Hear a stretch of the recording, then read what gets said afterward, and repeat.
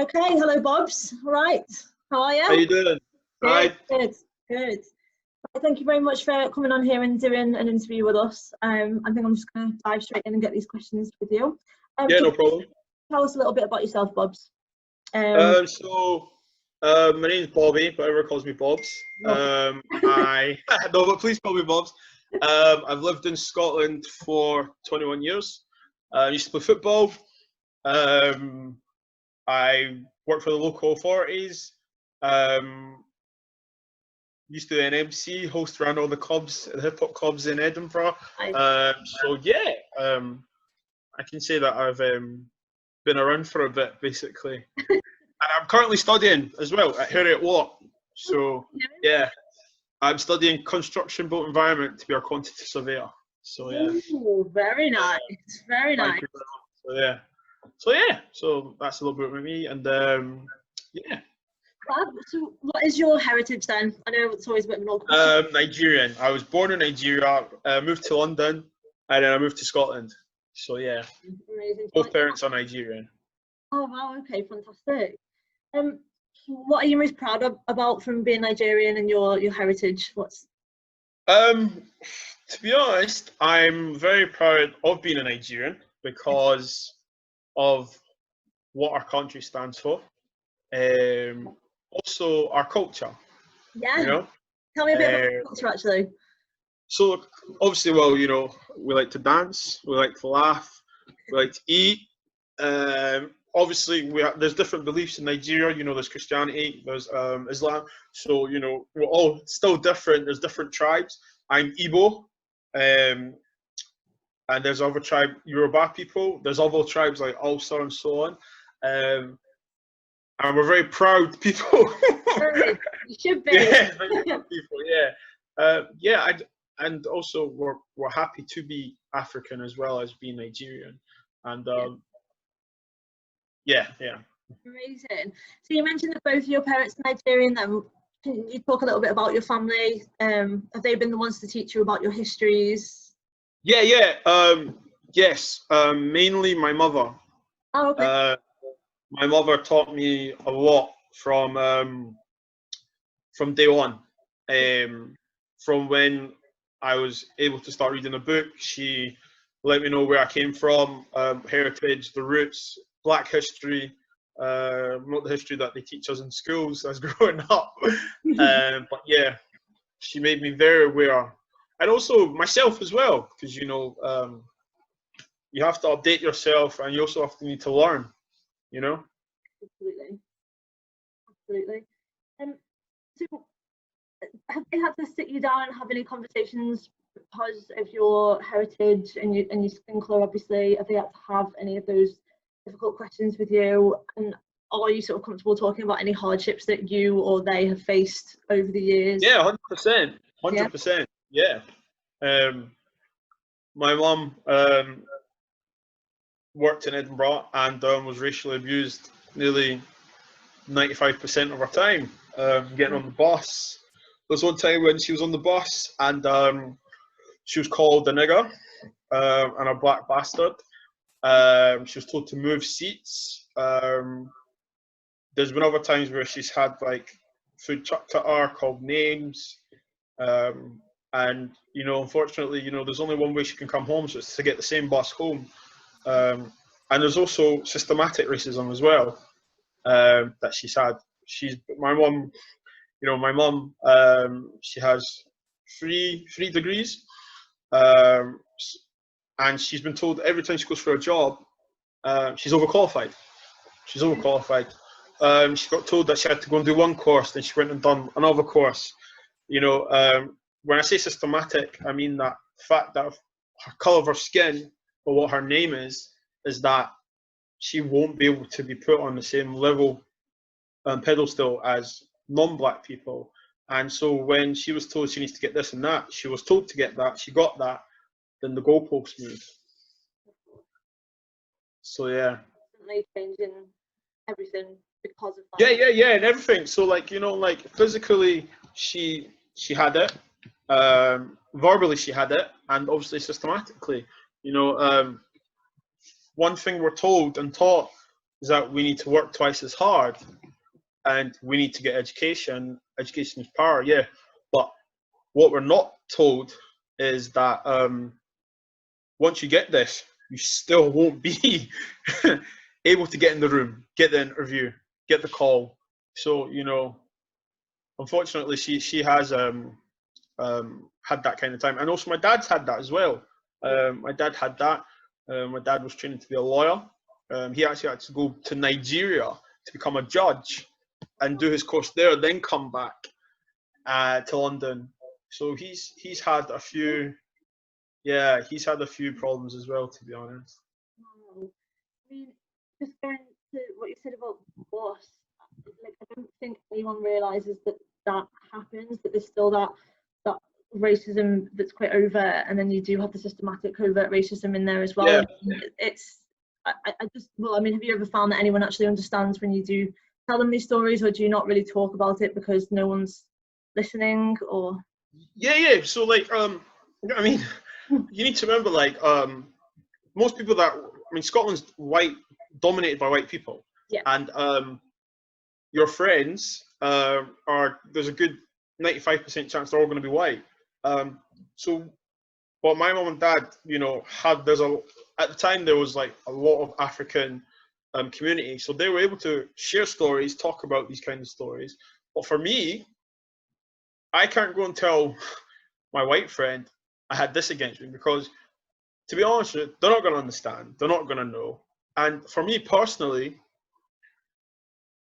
I've taken the stance to be like, there's no point in talking about it, because until you physically go through that, you're never going to be able to understand.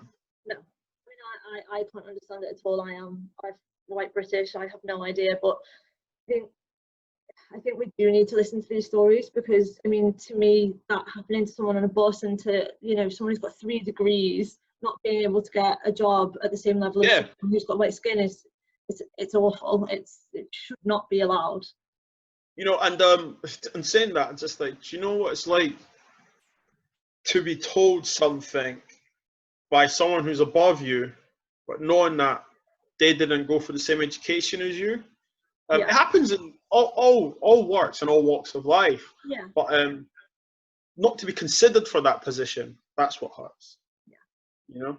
And I'd just like to conclude on that one, is just that, like, you know, black people aren't looking for a token gesture. We're not looking for handouts. We're just looking to be considered. Yeah. You know? That's it. Which you absolutely should be. Your skin colour should not stop you from getting the same opportunities as anyone. It shouldn't. Exactly. Okay, so we've spoken a bit about your family. If you talk to me a little bit about your experiences in life, if you ever felt that you personally have been denied any opportunities at school, in your working life, even in your social life. Yeah, from football. Everyone that knows me knows that I love football. I'm very passionate about football. When I was younger, that's all I used to do, play football. One thing I noticed from a young age is that I was labelled as a player of attitude, or he has a chip on his shoulder, or he's cocky. Now, or he's big, he's powerful, he's strong. Actually, if you actually played football with me, you probably know that technically I'm actually quite good, and I was just more than just powerful. The labelling from coaches and so on about having an attitude is because if I see something's not wrong, or if I feel that something's not happening, I'm very passionate about putting my ideas verbally. Sometimes the arrogance and stuff, I don't think it's arrogance. I think it's confident. I think that if a colleague of mine in a football team feels something's not happening or not going the way it should be, you should have the confidence amongst your peers to say, look, we need to do something about this. Yeah. I felt that because I said it, I had an attitude problem.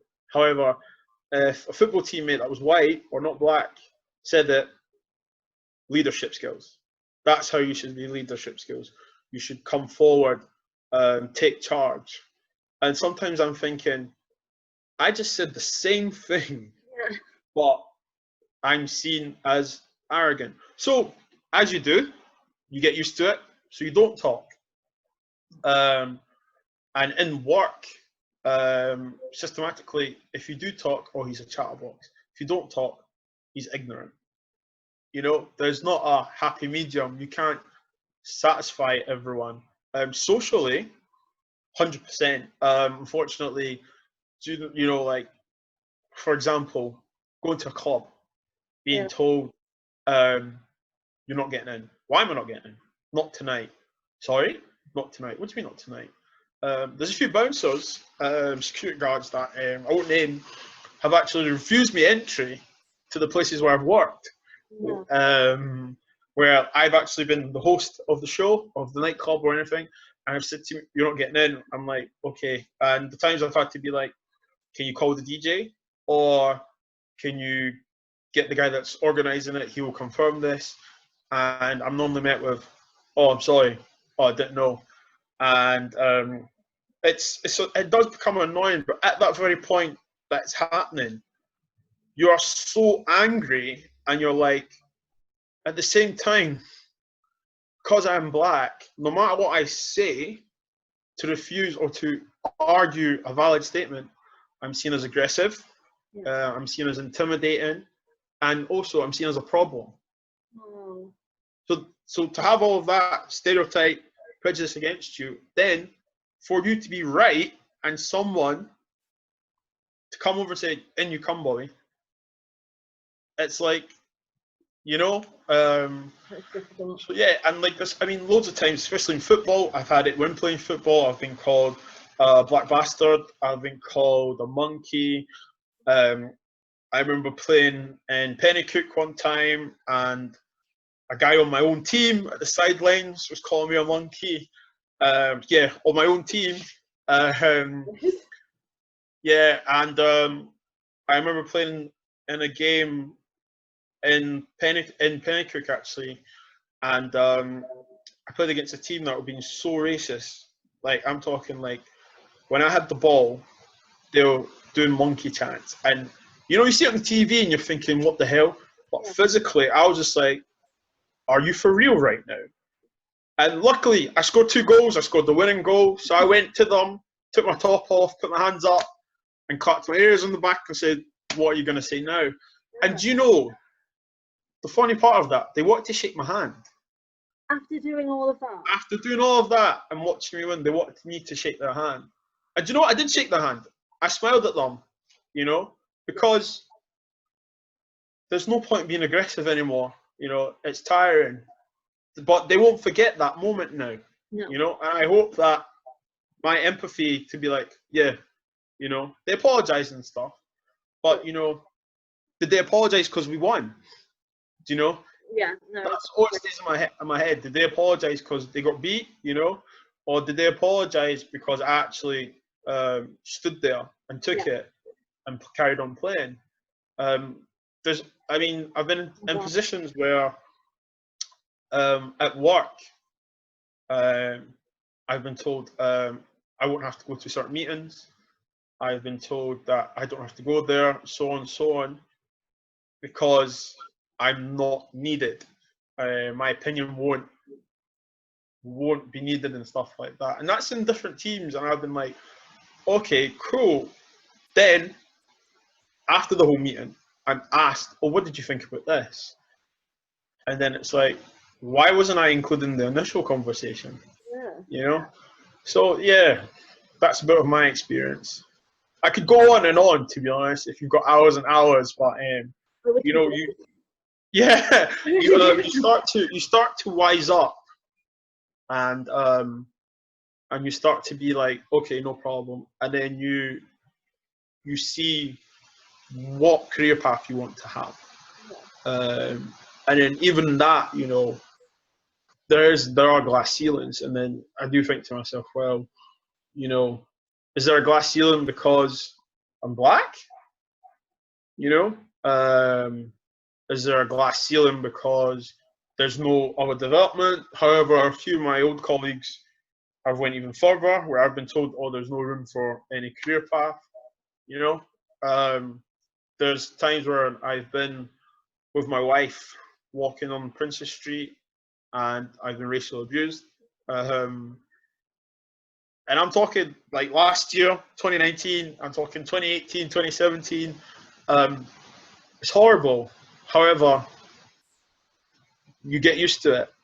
Now, I've stopped getting used to it because now, mostly the Black Lives Movement matter, and I think it's raising a lot of awareness. Yeah. You know, I feel like people are realizing you actually can't say that. We shouldn't be saying it in the first place. But yeah, that's my kind of experience, to be honest. There's so many more I could sit here and explain, but it's just hurtful memories, you know, very hurtful memories, where like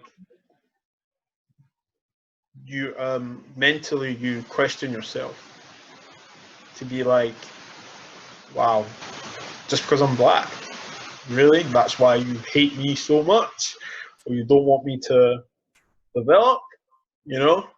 But then, you know, you pray on it and, you know, you smile, you stay positive, and you carry on. And I'd like to say that they've actually, those scenarios have made me even stronger mentally as well. And to be like, do you know what? Smile at all these people and carry on and still do well. It's still really up to end to hear you say that you get used to it, because I mean, to me, that I mean, it's probably ignorance, but to just get used to something like that, like how does anyone, and why should anyone just get used to that kind of treatment? It's awful. And another thing is, you're telling me a lot of these stories, and over the past couple of weeks since I've set up this platform and I've asked more questions to people, the stories you're telling me, that happens to so many people. It's not a one-off, is it? It happens to so many. Oh, listen, you know, all my cousins, majority of my friends, we all have it, you know. But the thing is, it's the same story, just a different black person. Yeah. You know. Now we're not shocked. We're just frustrated. Yeah. And tired. You know. Just like, for example, we went to. I'll give you an example. We went to Belfast for a stag do with one of our friends, and I think there was like 12 of us, and there was one white friend, and all of us were black, and when we went into the club, the dance floor, people stopped dancing. This is 2015, 2016, I believe, and they stopped dancing and they looked at us. Now, I'm not saying none of us, we're all good looking guys, yeah, do you know what I mean? But they all stopped and looked at us and watched. I've never seen a dance floor just move out of the way and be like, what and why and how. And the funny part is, we were the only ones in the VIP section, which is quite interesting. So they had no choice but to look at us anyway. But that's what I'm saying, that like, you know, we could have been white, all of us could have been a group of white males, but they never looked. But because we're all black, that's just part of like the racism and the stereotypes that we all receive. And like, unfortunately, in that time, we were in a kebab shop, and this Belfast, this gentleman in the shop said we're in the wrong country. So I laughed. Usman, one of my friends, I was just like, I looked at him, and he's from Pakistan. I was like, and I said to the guy, I went, are you talking to me or are you talking to him? Because we come from two different countries. You know, and then our white friend walked in, and he looked at our white friend and shook his head and left. And I was just like, did this just really happen? But then we're just like, ah, well, it is what it is. And that's not me saying Belfast is a racist place. Is it not? Because do you know what? There was numerous white people in Belfast and non-white people that made sure that we had a great time and so on. It was just unfortunate we had that experience from that individual. But of all my black cousins, my black friends, and do you know what? I'm going to flip it. So I have a friend called I won't say his name, but he gets abuse because of the way he dresses. He gets called a wigger. he gets called nigger lover, he gets called everything. But he's white, and it's white people that are that to him, and it's like, you know, so it happens both ways, you know. But he was able. I think that's why, like, he's still one of my good friends to this day. Is that he was able to experience that and understand. Wow, is that what you go through? And I'm like, yeah. I said that smiling because of the person I'm talking about. If he watches this, he'll know who he is. But yeah. So yeah, hope that answers that question. I mean, it's all this white supremacy, and then they say this to a white person because they're friends with black people, and it's just perplexing to me. It really is. Yeah, it's you know, like another experience. I went to a Hibs football match last year with one of my friends from secondary school, and a black player for Hibs lost possession, and 3 people in front of us were shouting, "You black this, you black that," and my friend looked at me, and he said, "Let's go beat him up." I went, "It's fine," and he's like, "Come on, like, what the hell is not saying that?" And I said to him, I was like, "Do you know what? Thank you for acknowledging this with me. But 1, he's not worth the court case. And 2, he doesn't think what he's saying about his own player that he supports is wrong." So that's one of the reasons why I don't really go to football games as well, because of the experience.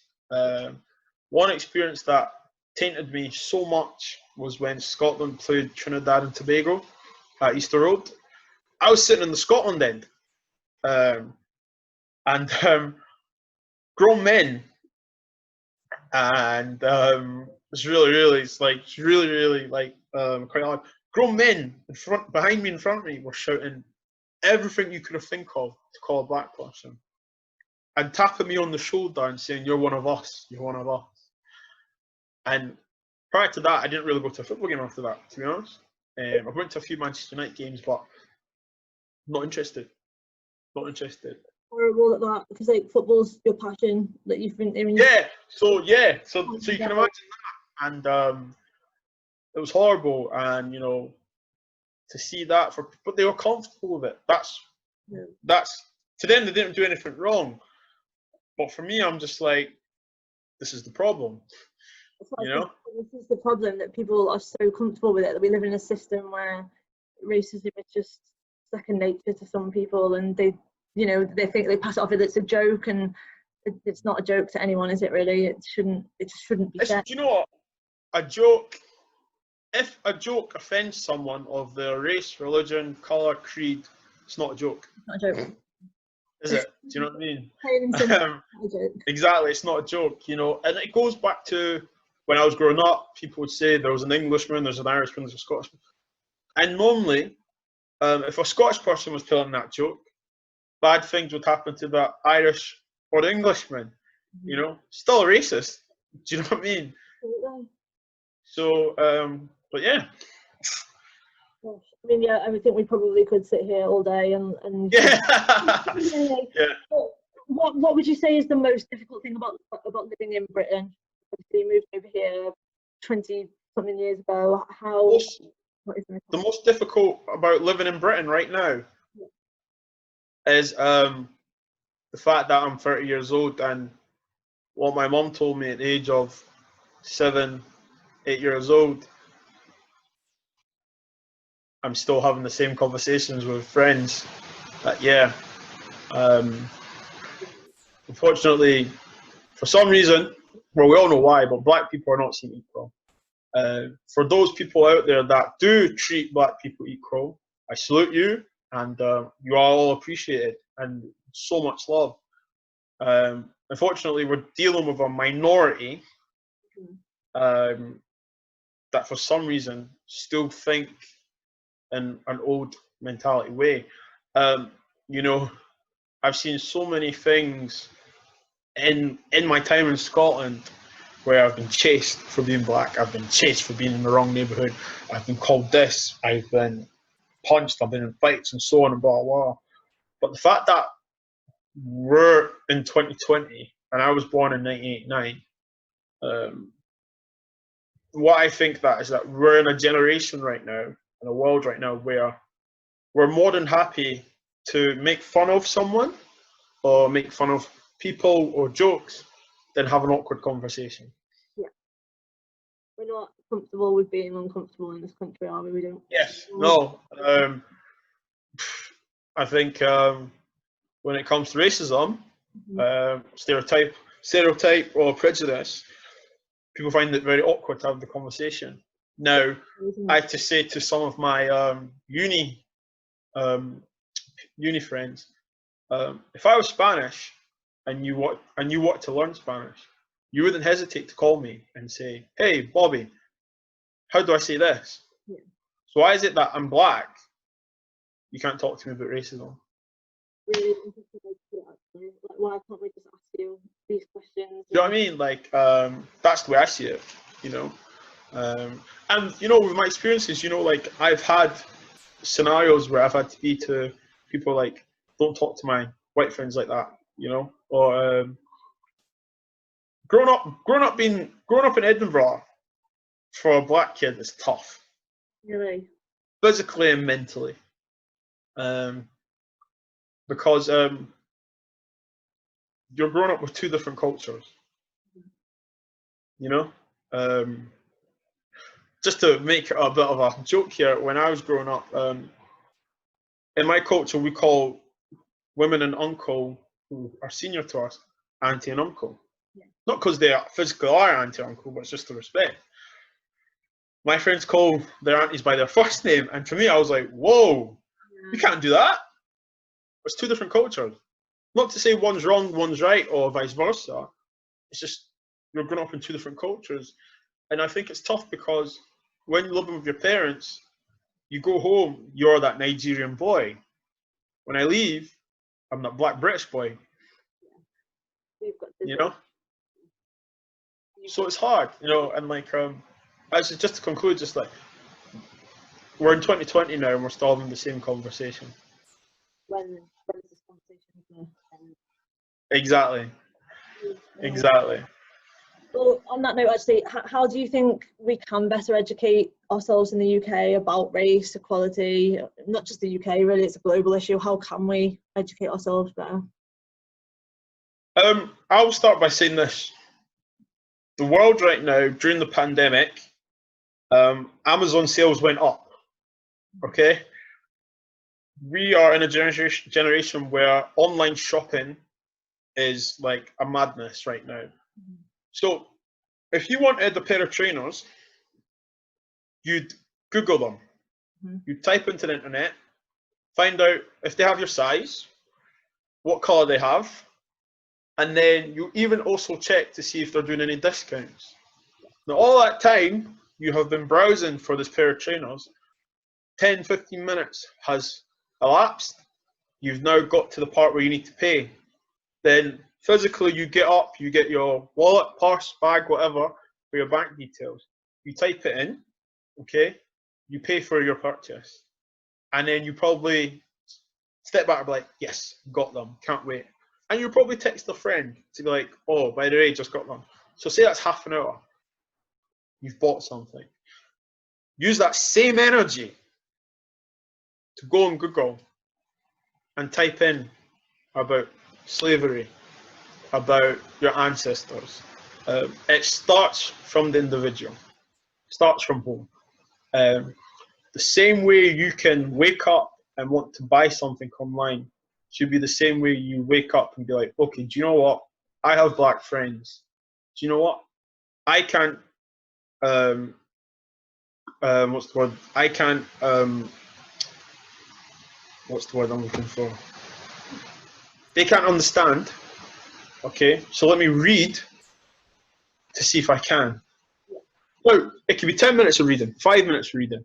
Exactly. But you know, we're so quick to click on stuff and read about items of clothing or fashion or gossip, Love Island, you know, all of that.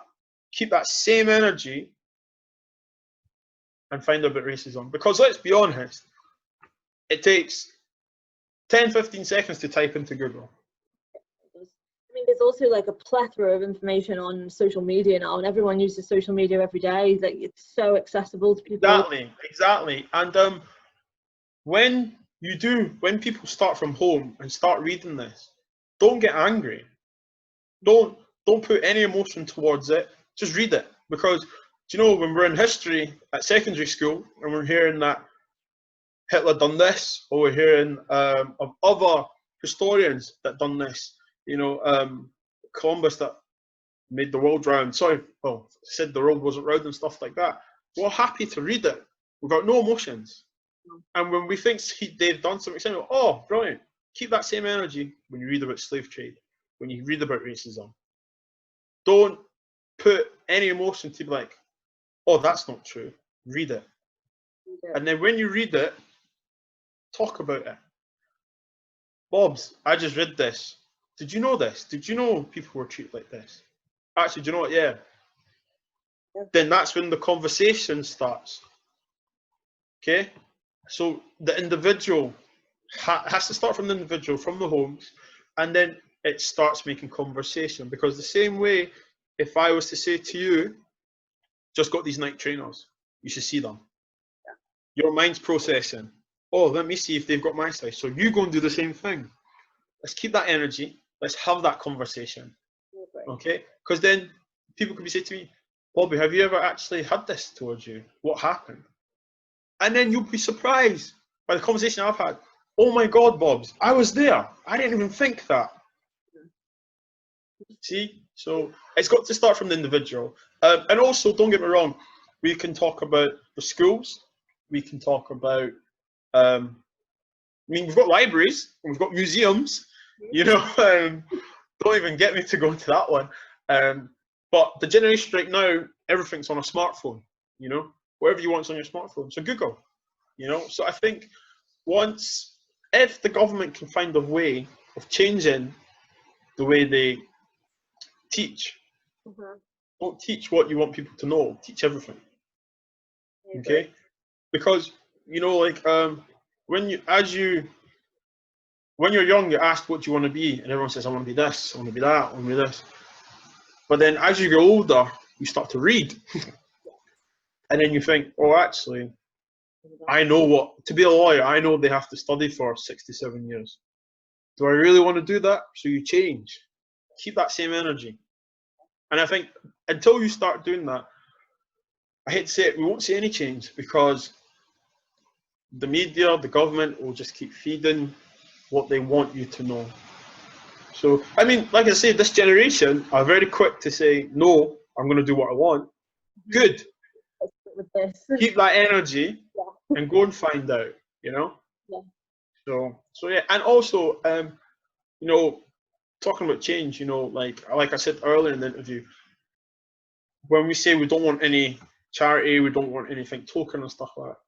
But, you know, on your boards, all these teams, faculties that say, yeah, we're here to talk about racism, put black people or people of colour on your boards. Yeah. Hire them or get them as advisors. Get them in, because I'll give you an example. At my work, when I first started, I had to speak to a white gentleman about racism. And in the back of my head, I'm thinking, you're just going to dot your I's, cross your T's. You're going to try and show empathy, but actually you don't know what I'm talking about. Then you're going to come up with a decision. That's why in aspects of life and like businesses all across the board, you know, some black people are just happy just to be in the job, be secure, and get on with things. No, when things happen, have a representative. You know, the union are happy to represent people. Why can't we have black people, people of colour on that kind of board? You know, so at least we're represented. You know, then start to have a change. Yeah. Do you think having a black person in the government might actually kickstart some of this change that we need, or someone? Yes, because not because he's black, it's because he's experienced everything we're saying. He understands. That's it. That's it. You know, because we're all entitled to our opinion. Yes. Okay, we can all show empathy. Well, people choose to show empathy or not. However, if you have someone of color, black, Asian, any ethnic minority, okay, on that board, then their voice will be listened to. Because you and I, our voices, yeah, okay, that's fine. But when they go back to their seat to sit in their CEO team or their executive directors, and there's a man or a woman there of color, they might start to get the point. You know? Yeah. And sorry, carry on. I was gonna say we need someone who understands that systematic racism is a real thing, because we've still got Exactly. And you know, that's it. And then maybe that will give us hope. Because if you start at the top, it's just gonna funnel all the way down, and then things will start to change. Definitely. That's true. I think we need it in the government, but like you said, it's got to start from us at home. We have to start reading. We have to start educating. Yes, exactly. You know, I mean, to conclude on that, starting from home, if you want to go for a job, you're going to read about that company. Yeah. Okay? If you want to buy that trainer, that dress, or whatever, you're going to read all about it. Do they have it in your size? The reviews. Keep the same energy when it comes to racism. That's my opinion. I like that. I think that's a really good way of looking at it. So, you know, with everything that's going on at the moment, how do you feel about the protests happening, and like, how do you feel about them during lockdown? Obviously, there's a lot of controversy about people going out and risking everyone else's life by protesting, and, you know, a lot of people counter-arguing that, saying it's needed. How do you feel about it? So, when the government, I'm talking about Boris Johnson and Dominic, instruct people what not to do, then don't follow the same rules that they're instructing. You create a confusion. Now, I live in Scotland. Before the protests, Scotland had some nice weather, which is unheard of in May. Loads of people went to the beaches, knowing about there was a pandemic. Loads of people gathered round, done their thing. So when this was at their own nature, at their own, well, they got up, sun shines, let's go to the beach, okay? Barbecues and so on, drinks and so on, gatherings and so on. Now, knowing very well there's a pandemic, okay? COVID-19 is serious. We fully understand that. Now, what they don't tell you is that ethnic minorities and black people are high at risk to this.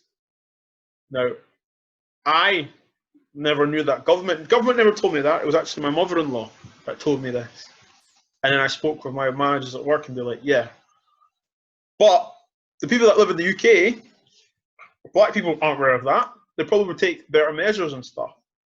Now, the media concluded this as sunny days, everyone, bank holiday, whatever, so on. There was no roar, there was no rise of people saying, what are they doing? It's a world global pandemic. The minute BLM, Black Lives Matter, protests, why are they protesting? Why do they not notice it?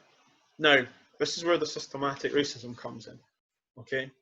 The government will encourage you not to turn up to these protests, but the government will not highlight why they're turning up for these protests.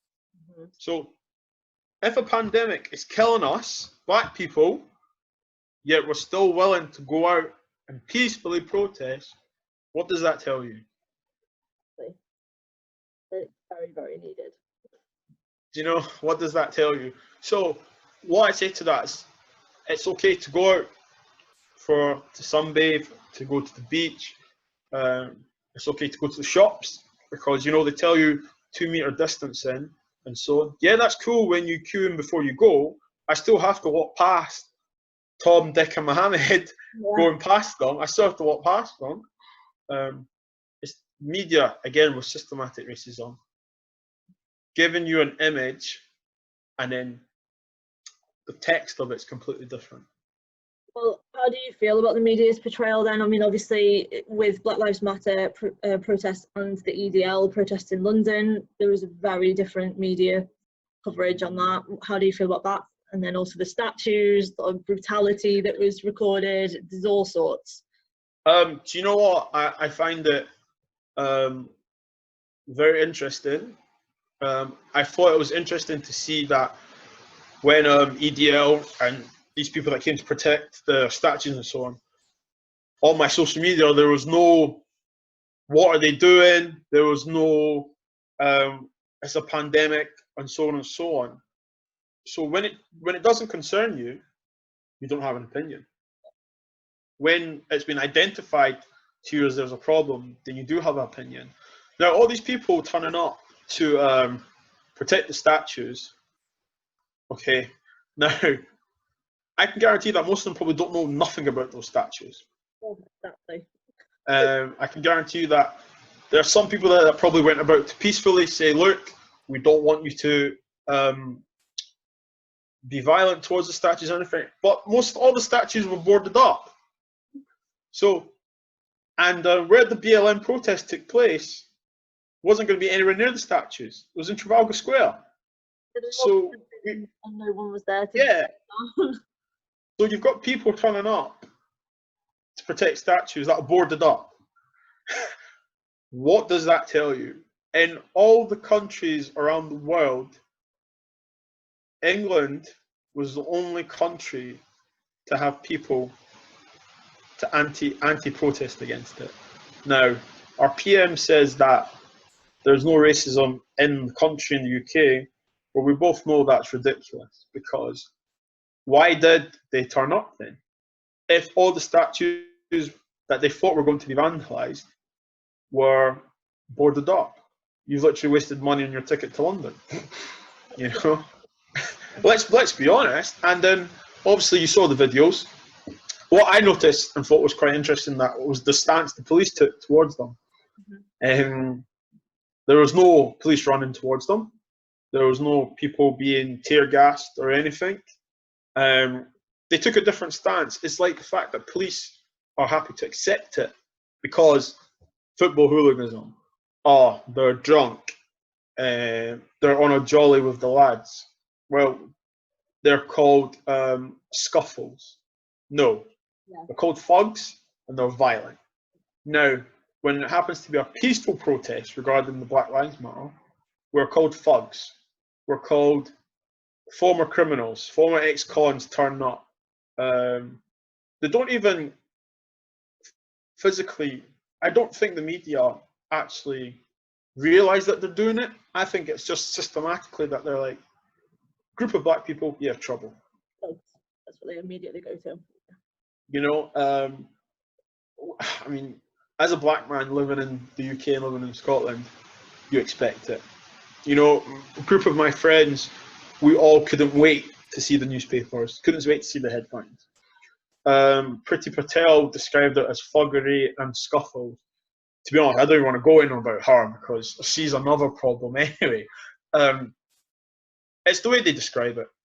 It's lies, and we need people like Gary Lineker, white people on his platform, to come out and say, to call them out and say, no, they were violent, they were aggressive, they came to fight. That's what they did. They came to fight. There was a picture of a gentleman urinating beside a plaque.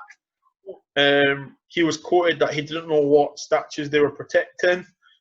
They just came to fight. And what makes me sad, and probably makes our black people and people of colour sad, is that you're angry at a problem that we didn't create. You're angry because a race has turned up to say we want to be treated equal. Not better, equal. We're not talking about getting revenge on you. We're not talking about we hate you. We're not even calling you racist. We're saying we've turned up peacefully to be noticed, seen, heard, and we want to be listened to. You deserve it. Why would you wake up, get dressed, sit on a train or drive or whatever to come and fight or be aggressive and violent towards that. Now, we were talking about history earlier, okay? I saw videos saying, oh, this is our country, this is our heritage. If you actually read on your history and took out all that aggression and passion, you probably would be standing beside us. So when they say it's all a history and so on, it's just, they saw it as a day out to fight and get drunk. And it didn't help with what that Tommy guy said, you know. He obviously instigated it, you know, which is a shame because, you know, there's generations of black people fighting for the same cause, and you see the media just not even giving them 5 minutes to spread positive news, you know. I've not even really seen or heard much about the violence that we've all seen. You know, like, I don't see names coming forward. Yet when Stormzy was in the crowd, Daily Mail, The Sun and that all like, Stormzy, celebrity singer, was in the crowd with him. If you're quick to identify him in a crowd, how can you not identify all these people that are being violent? You know, I think it is what it is. It is racism, it's prejudice, it's stereotyping. I saw a video where a gentleman punched a police officer with his glass metal. He punched with his glass metal. Now, everyone knows that's stupid, but he's still done it. Was he arrested? I don't know. They tolerated the behaviour. And what I don't understand is just that how can you come out to anti-protest about someone wanting to be equal? I just don't understand it. Why is it a debate? Why are you not saying, do you know what, we're here to stand with you? Because if they stood with us and said what we said, it would be even more powerful. It would. You know? A lot of people because, but maybe not enough. Exactly. But it's just a distraction, you know? Unfortunately, it's what they do best. When it comes up with a problem, when someone dies, attacked, there's a distraction. The media will go with the distraction. I saw that they brought back Madeleine McCann. You know, I don't know the whole situation with that, but I can tell you this right now: distractions is what they're good at. I agree. So I just say that's the stance we have with the media, because we all have smartphones. We all know what happens on social media. We all see the videos, and so the media can't really tell me anything, to be honest. I think the media and the government are actually turning it into a black versus white, which is yes, 100%, and it's so stupid. And if people think that, then you're stupid. And I don't know if I can say this on your show on this page. If you really think it's black people against white people, then you really need to take a step back and assess your life right now. This is not black people against white people. This is not any race against any race. It's everyone against racism and racists. Racist versus anti-racist. The end. That's it. That's the stance. The media have turned it to be black and white, and you know, on social media, I have removed a lot of people for their ignorance and blatant racist topics. If you say all lives matter to me, I'm just looking at you thinking, I really don't rate your intelligence right now, because how can we all grow up and you say to me that, yeah, it's a shame what's happened to these black people, but yet you say all lives matter. And I've seen so many analogies regarding all lives matter, and one touched me so much was that, imagine being at your funeral and someone is talking about your child that's just passed away, and someone comes in and takes the microphone and says, what about my child? Now, I had a coming together with someone on Facebook who physically said, you all need to go back where you come from, get on your boat and come from. So I said to the woman, I didn't argue with her, I said, going from your Facebook, you have a profile picture with Manchester, we stand with you. Paris, we stand with you. Say no to cancer and stuff like that. Yet, you've probably never been to Manchester. Probably never been to Paris. You weren't saying all cities' lives matter. You weren't saying all countries' lives matter. You weren't saying people that don't have cancer, their lives matter.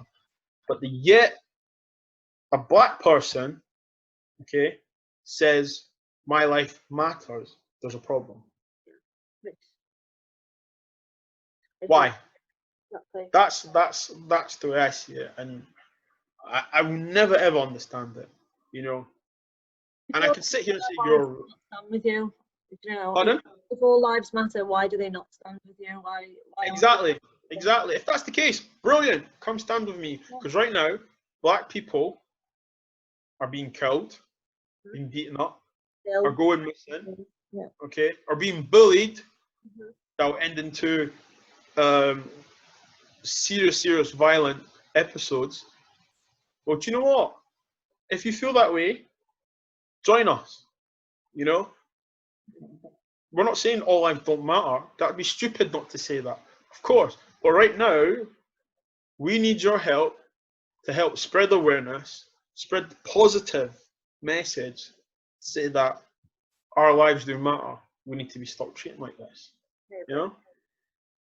Yeah, I think we've discussed some really powerful things, and you've given us some really good imagery there, and analogies, which is amazing. I think my final question for you is, okay, what's your take on all these shows being taken down? So Little Britain has been removed, and there's a lot of controversy surrounding that as well. A lot of people are saying, black people are just doing it to, cause a stir and say that it's wrong, and other people are saying, actually, no, we're not even asking for it to be taken down. What is the stance that you take with it? Do you know when sometimes I cringe because when BLM make a movement, you see celebrities come out, we stand with you, we're with you, blah blah. Cut the crap, because that's just a PR thing.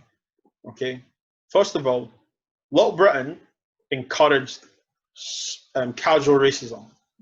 The characters that they mocked are people that actually look like that. So they were encouraging, they were creating jokes. Now, I never watched it because I knew what it was about. But when I was going to school or being in groups, they'd be like, oh, did you see this? And they were laughing. That show encouraged racism. They encouraged to make fun of black people with big lips, big chins, their skin feature, their accents.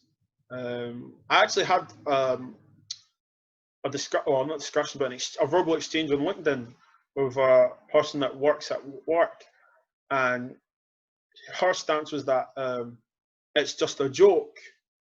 Why are people taking offensive? And I said, that's the point. Like I said to you earlier, it's not a joke because we're taking it offensive. And I wouldn't watch a show that made fun of the LGBT category. I wouldn't laugh at anyone that was making jokes about white people, Spanish people, Caucasian people, any other race, because it's not really a joke, because it's not funny. Now, if you find it funny, and let's be honest, growing up, what people see on the TV, they think it's fine. So they come into the classes, come into work, crack those jokes. No, you can't say that. And then I say to these people at our morning, do you know what it's like to be a Mohammed or a black woman? The amount of times that people said to me, oh, you've got big lips, or the amount of times I've seen people say to my sister, you've got a big bum, blah, what's that about, blah, blah. Yeah, I'm sorry. We live in a world now where people get lip fillers. People want to get bum implants. People say they want to squat and stuff. People want to get tan, want to get darker. Yeah. So when it's fashionable, it's okay. But when we're in sorrow, you stay silent. So my stance to the show, is that I'm glad it's came down, personally. I'm not going to lie. The comparison with white chicks is very stupid, and personally, I feel that if you compare it, then you obviously haven't watched the program and you haven't watched the film. White Chicks is about two guys who are undercover. Yeah. They went undercover to be accepted in a scene where all it is rich white females. Now, it doesn't take any person to realise the reason they've dressed like that is so they can be accepted amongst those people, so they can be undercover. Yeah. Okay? You can go into saying, oh, they made jokes and so on, but were you offended or did you laugh? Okay? Right? So you cannot compare comedians or comics making fun of someone's race, the way they talk, the way they look, to two actors, that's their job, acting as undercover to catch criminals. So when I see this debate, I think to myself, well, yeah, that's probably the right thing. But we're not asking this, you know, like we've got more important things to worry about in debate than TV shows. Yeah. Why are they apologising? The reason they're apologising is because they know it's wrong. Yeah. They shouldn't have done that. That's why they're apologising.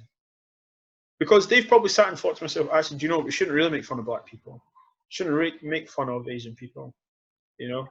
Blackface is a serious thing, and it was used to take the mickey out of black people a long time ago. So why? Exactly.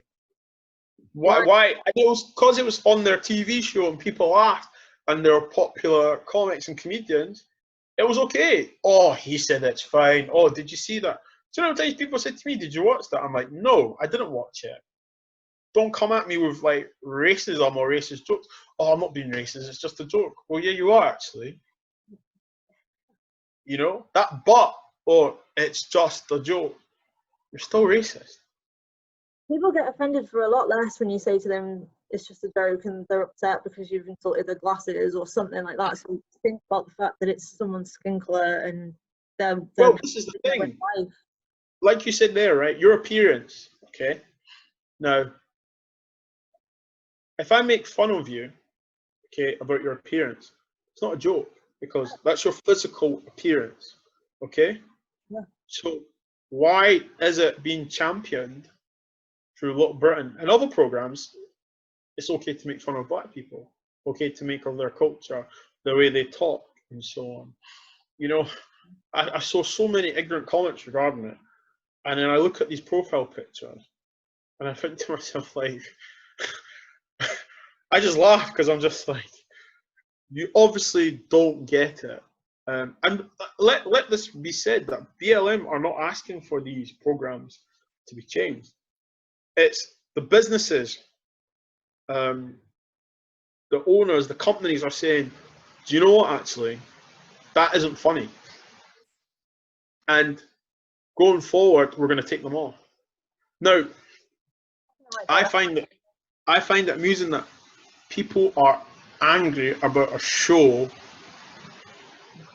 that came out and said, this is not right, we're taking it off. Yeah. People watch Friends, okay? Friends, Ross, Rachel, and all them. People forget that they've came out and said that, you know, they probably should have made it more diverse. Do you know what I mean? So that's awareness being spread, you know? Like people that probably watch that, imagine young black women, young Asian women that are watching that. Oh, is it because they're like that? I need to be like that. Do I need to surround myself with white people to make myself feel comfortable? No, because these companies coming forward know the power they have, yeah. Know the image they give out, the instruction, the education that they give out. Okay, if Rachel was black, or if Rachel was Asian, Friends wouldn't make that statement because they'd be like, "Oh, we have diversity." Okay. They wouldn't. Do you know what I mean? But because they're coming out and stuff, making it because they have knowledge that they actually haven't. They've been targeted to one audience. Now people can uproar, but I'm happy. Let it keep continuing. Let more people start acknowledging because all these companies that people have came from work, came from school to sit down and watch and tune in. What are you going to boycott everything because they say they don't want to be racist anymore? So if you are getting upset, annoyed, feeling any negative emotional way about this, what does that say about you as the individual? A lot of questions and a lot of reflection that I think a lot of people really need to start looking at. And reflection is a really big one. I mean, it doesn't take a lot to start looking back, asking your friends, and seeing that you have been part of these. You've been a part of this racism that's happened before, and it's not not necessarily bad to turn around now and say, yeah, okay, I didn't realise how this made you feel, but I'm going to work towards a change. I think that needs to happen. I think a lot more people need to accept that it's time to just accept that we may have got it wrong, and we still will get it wrong, but we will need to move forward now. That's the thing. And like, I've seen people say like being silent, oh, I'm not using social media. But then if you're my white friend, I want you to use your social media. I want you to be vocal. Because you have probably hundreds of people that follow you or friends of you that think differently. And it's more powerful if my white friends come out and say it, I actually had to come out of my university group chat. Really? Because no one spoke about the racism that was going on. No one spoke about Black Lives Matter. No one spoke about George Floyd. Prior to that, people were talking about Boris Johnson being in hospital, Dominic, mocking the rules. But that's not saying they're racist. I'm not saying they're racist. But they didn't want to acknowledge the racism. And I came out of it and I told them, I don't feel comfortable being around that, because if you're not going to say something, I actually put to them and said, what if George Floyd was me? Would you then say something because you know me? Does that make it right? I think why we want this platform, because if they listen to your stories now, are they going to start waking up and thinking this is exactly? And a few of them messaged me, said, I'm going to like educate myself and update myself and so on and learn. Brilliant. do it. That's it. That's the type. That's the conversations that we want to see. We want to hear. But I'll say this: like all my white friends on Facebook, on Instagram, I want them to start uploading stuff, Black Lives Matter regarding racism. Start asking, because until we have the conversation, there's going to be this awkwardness. We're very brave to wear a t-shirt in the cold. We're very brave to do anything without us being awkward. But you know what? Be brave and say, do you know what, Bobby? Let's talk about this. And just create awareness, because everyone has different walks of life. You have different friends of color. But you know what? If we see our white friends post statuses, post facts, post did you know, or were you aware of, this is how I don't agree with. Do you know what I mean? To us, that's progress. I agree. That's the way I see it. I love that. Well, I think you and me could talk for about 10 years going on to I'd love to, but I think we are going to have to finish there, and maybe we could do another interview another time, definitely, because you've brought up so many interesting things, and I would, just hearing about your experience. Yeah, no problem at all. Yeah, definitely. No problem at all. Thank you so much for joining me on this. And if appreciate it. Happy to talk. Seriously, happy to talk. Thank you for your time, and happy to talk whenever. Thank you so much, and I will hopefully speak to you again very, very soon. Perfect. Okay, thank you. Okay, bye. Bye. Bye. Ooh.